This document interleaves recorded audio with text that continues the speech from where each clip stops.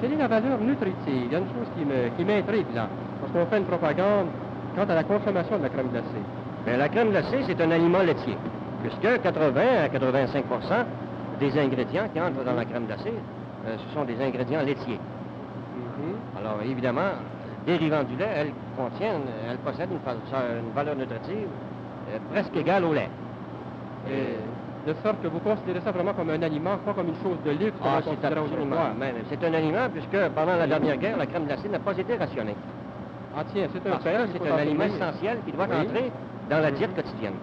Ça, ce n'est plus un cadeau qu'on fait aux enfants. Ah non, du tout, mais c'est un aliment qui doit entrer dans notre diète, dans nos repas.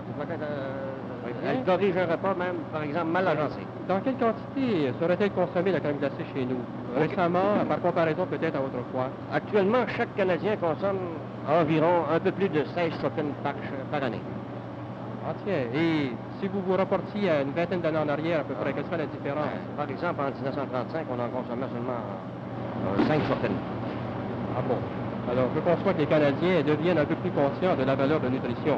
Ah oui, meilleure éducation au point de vue valeur nutritive, une notion de nutrition, l'avènement des réfrigérateurs, meilleure promotion de vente de nos fabricants, concurrence, etc.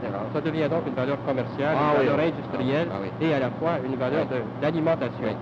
Bon. La crème glacée, voyez-vous, une ménagère qui achète de la crème glacée n'a pas de cuisson.